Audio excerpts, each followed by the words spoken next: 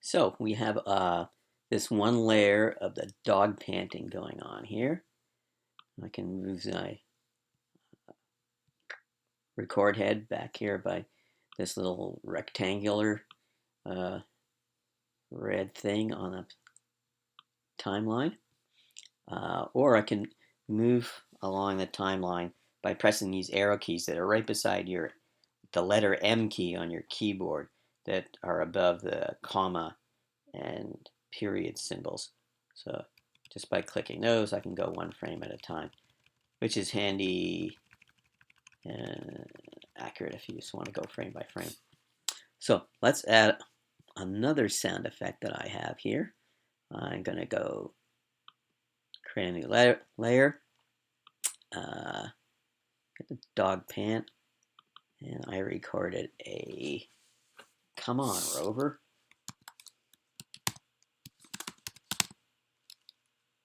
So I'm going to label that.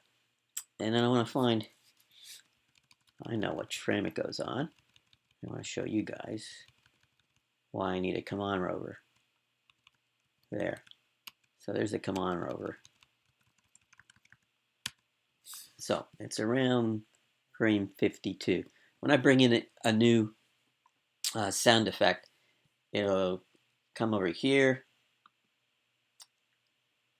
I've brought that in from my desktop. I showed you how to do that before, but just to review that once again, I go to File, Import, Import to Library, and here's my desktop.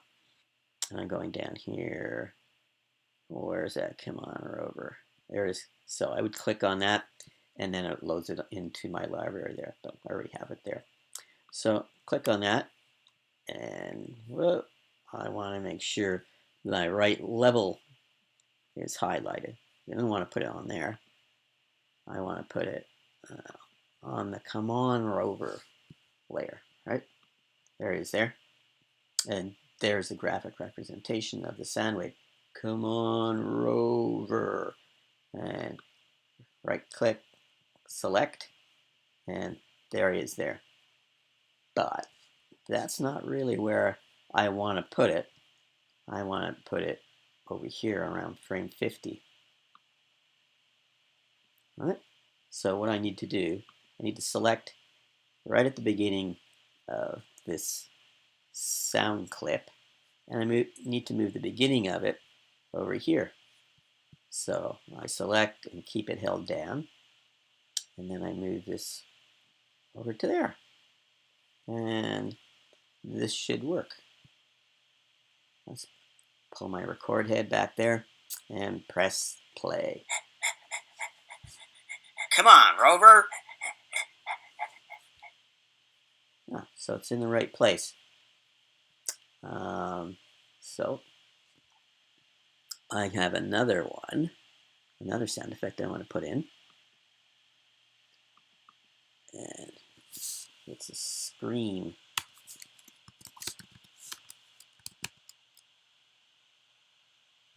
And impact. Impact is like when you fall into a tree or fall down a step or something, it's a ow, ooh. And here I've loaded it in already from my desktop.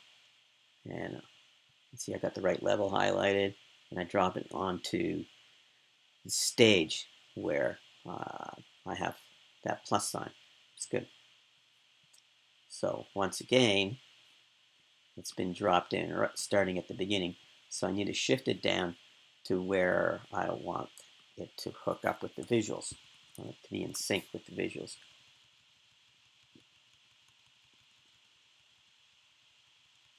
And where's that scream start? It starts when the guy gets hauled in. I think we could start it a bit before we see him. Let's say that's frame 78. See, that's your frame count right there. So I need to go back to, I can make my timeline smaller. I need to go to the beginning of this, select and keep it held down, and move it over to frame 78-ish. So let's see how that works. I'm going to go back to the beginning of my Leica and press play. Come on, Rover. Good. Now I know, because I recorded it with an impact happening, that this timeline has ended too soon.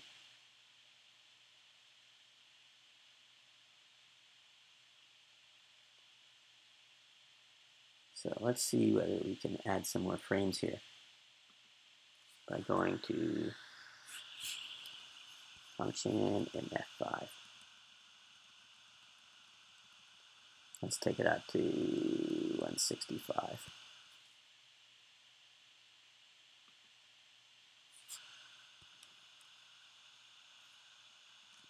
I'm going to extend that sound effects level too and see whether, why am I missing that? Come on, Rover.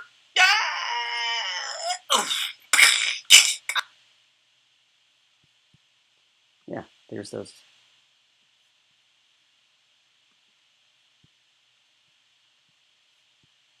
I need to see that level there, right? So I need to make some more room so I can see all my levels in here. I think there's some more in there, some more sound effects.